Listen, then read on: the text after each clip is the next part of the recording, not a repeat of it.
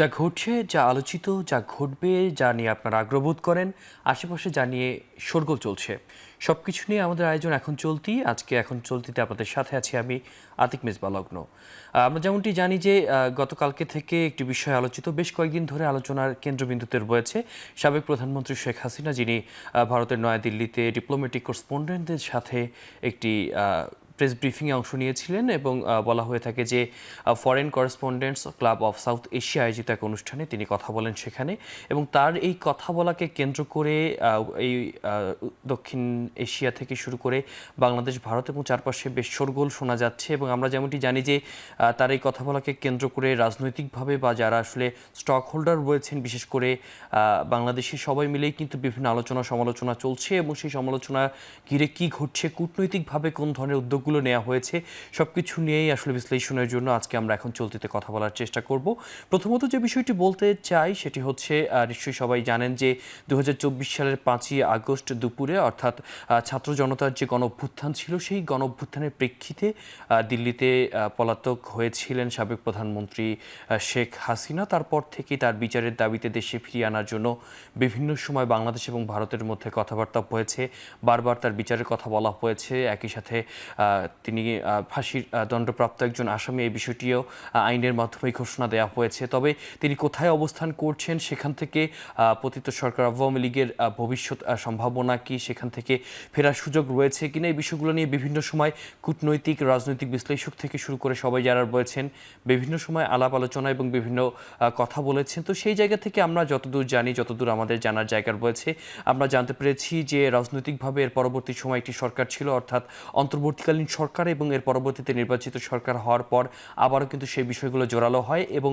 যেহেতু গতকালকেই ছিল 5ই আগস্ট, অর্থাৎ তার সেই চলে যাবার বা সেই সরকার পতনের প্রায় 2 বছর হয়ে গেছে, এবং এই 2 বছর পূর্তির দিনে নতুন করে সারা দেশে বিভিন্ন আয়োজন ছিল। আমরা জানি যে সারা দেশেই বিভিন্ন স্মরণ সভা ছিল, যারা সেই সময় বিভিন্নভাবে আক্রান্ত হয়েছেন, আহত হয়েছেন, সেই সময় গণঅভ্যুত্থানে অংশ নিয়ে যারা বিভিন্নভাবে আহত হয়েছেন, ক্ষতির শিকার হয়েছেন, তাদেরকে স্মরণ করা হয়েছে। একই সাথে সারা ঢাকা শহর থেকে বিভিন্ন স্থানে কনসার্টের আয়োজন করা হয়েছে, এবং রাজনীতিকে পুনরুদ্ধারের যে ধরনের পদক্ষেপ নেওয়া উচিত, সেই ধরনের পদক্ষেপ এবং একটা আমেজ ছিল পুরো বাংলাদেশ জুড়ে।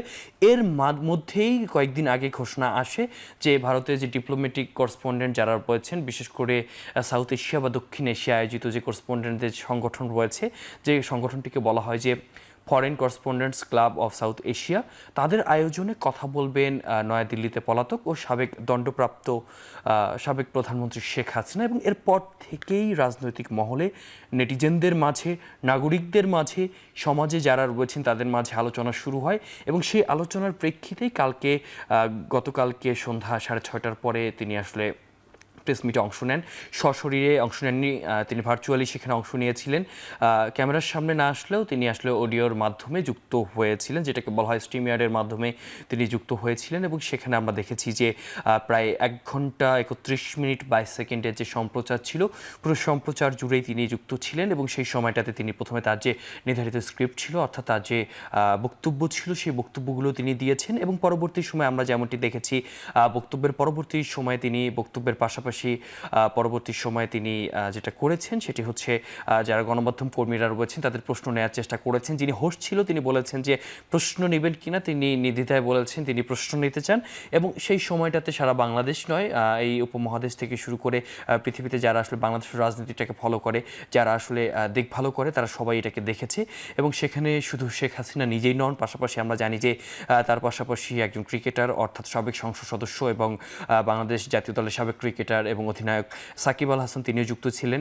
একই সাথে প্রধানমন্ত্রীর তথ্য প্রযুক্তি উপদেষ্টা যিনি, অর্থাৎ সজীব ওয়াজেদ জয়, যিনি একই সাথে তৎকালীন প্রধানমন্ত্রীর তথ্য উপদেষ্টা হিসেবে ছিলেন সেই সময়, তিনি সেখানে ছিলেন। একই সাথে সেই সাবেক প্রধানমন্ত্রী শেখ হাসিনার সঙ্গে অন্যান্য যারা ছিলেন, রাজনৈতিক যারা ছিলেন, তারাও সেখানে যুক্ত ছিলেন। তো সেই সময়টাতে আমরা যেটি দেখেছি সেটি হচ্ছে যে লম্বা সময় তিনি যে কথাগুলো বলেছেন যে তিনি আসলে বাংলাদেশে ফিরতে চান, ডিসেম্বরের মধ্যে ফিরতে চান, এই ঘোষণাগুলো এসেছে তার পক্ষ থেকে।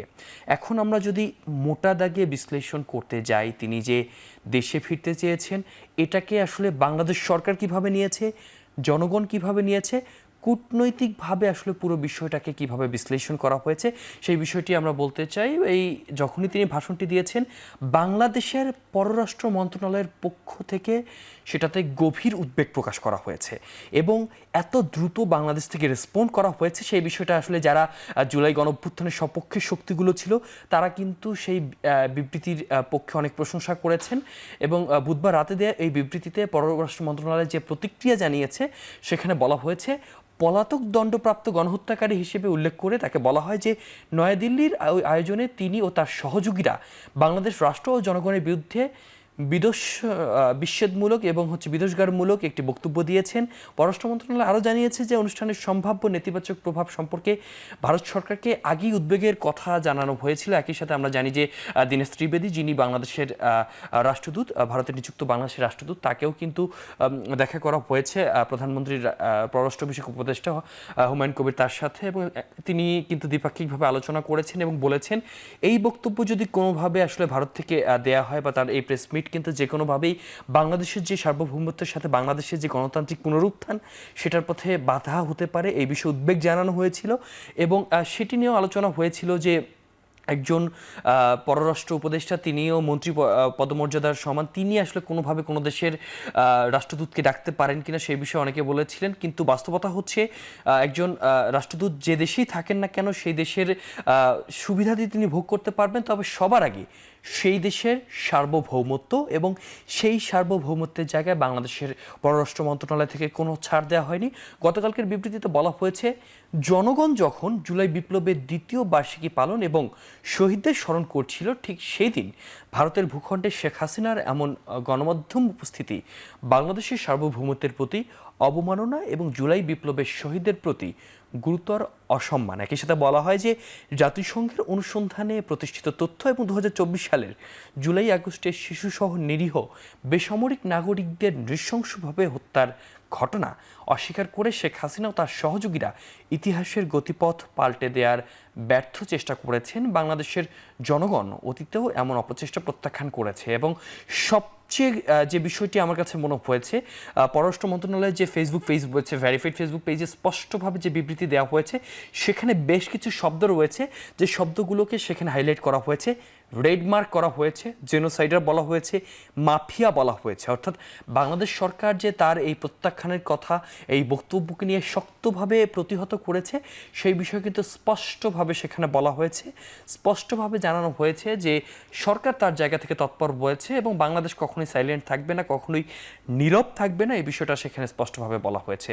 একই সাথে যে বিবৃতি বলা হয়েছে যে জুলাই বিপ্লবের চেতনাকে ধারণ করে বাংলাদেশের জনগণ দৃঢ়ভাবে অঙ্গীকারাবদ্ধ, সেই বিষয়টি কিন্তু স্পষ্টভাবে বলা হয়েছে। অর্থাৎ বাংলাদেশ সরকারের পক্ষ থেকে যে ধরনের উদ্বেগ দেখানো দরকার প্রত্যেকটি উদ্বেগই কিন্তু সেখানে দেখানো হয়েছে। আরেকটি বিষয় বলতে চাই, শেখ হাসিনার সেই প্রেস কনফারেন্সের মধ্যে অনেকেই প্রশ্ন করেছিলেন, আমরা দেখেছি যে যারা বিভিন্ন আন্তর্জাতিক গণমাধ্যম কর্মীরা রয়েছেন বেশ সাহসিকতার সাথে প্রশ্ন করেছিলেন এবং একটা প্রশ্ন করেছিলেন, আপনি তো ফাঁসির দণ্ডপ্রাপ্ত আসামি, আপনি কিভাবে ফিরবেন? তিনি বলেছেন যখন আপনার লক্ষ্য থাকে তিনি যে কোনোভাবেই ফিরতে পারেন। তিনি 83 সালের উদাহরণ দিয়েছেন, তবে বাস্তবতা হচ্ছে তার এই যে ফেরার বিষয়টি আছে সেটি নিয়ে কিন্তু আজকে বিভিন্ন জায়গায় অনেকেই প্রতিবাদ জানিয়েছে। বিশেষ করে আমরা জানি যে রুহুল কবির রিজভী তিনি স্পষ্টভাবে জানিয়েছেন যে এটি আসলে বাংলাদেশের সার্বভৌমত্বের সাথে সেখানে কি বলা হয়েছে, সেখানে আসলে বাংলাদেশের যে সার্বভৌমত্ব সেখানকার লঙ্ঘন করার একটি বিষয় রয়েছে। একই সাথে শাহে আলম প্রতিমধ্যে তিনি বলেছেন, তথ্যমন্ত্রী তিনিও স্পষ্টভাবে বলেছেন কোনোভাবেই তাকে সুযোগ দেওয়া হবে না। এবং গেল কয়েকদিন আগে এনসিপি আহ্বায়ক নাহিদ ইসলাম বলেছিলেন যে আসলে যে কোনোভাবেই হোক না কেন তিনি আসলে ফাঁসির কাস্টে ঝোলানো হবে। কিন্তু বাস্তবতা হচ্ছে দিন শেষে দেশের সংবিধান রয়েছে, প্রত্যেকটা জায়গায় আসলে সংবিধানকে মানতে হবে, সংবিধানকে মেনে আসলে জনগণের যে জন আকাঙ্ক্ষা রয়েছে সেজন্যই আসলে আইন কাজ করবে, গণতন্ত্র কাজ করবে, সংবিধান কাজ করবে এবং সেই সংবিধানের দিকেই তাকিয়ে রয়েছে বাংলাদেশ। যেমনটা আমরাও চোখ রেখেছিলাম, আমরা এখন টেলিভিশনে আমাদের যে বিষয়টি রয়েছে আমরা এখন টেলিভিশনে আমরা নিয়মিতই সেই সংবাদগুলো দেখাচ্ছি এবং সেখানে আমরা আমাদের বিভিন্ন প্রতিবেদনের মাধ্যমে প্রত্যেকটা বিষয় তুলে ধরছি। নিঃসন্দেহে আপনারা চোখ রাখবেন এবং আমাদের যে বিশ্লেষণগুলো রয়েছে আপনাদের তথ্যের ক্ষুধা আপনাদেরকে দূর করবে। আজকের মতো এখানে শেষ করছি, এখন চলতি, সুন্দর থাকবেন।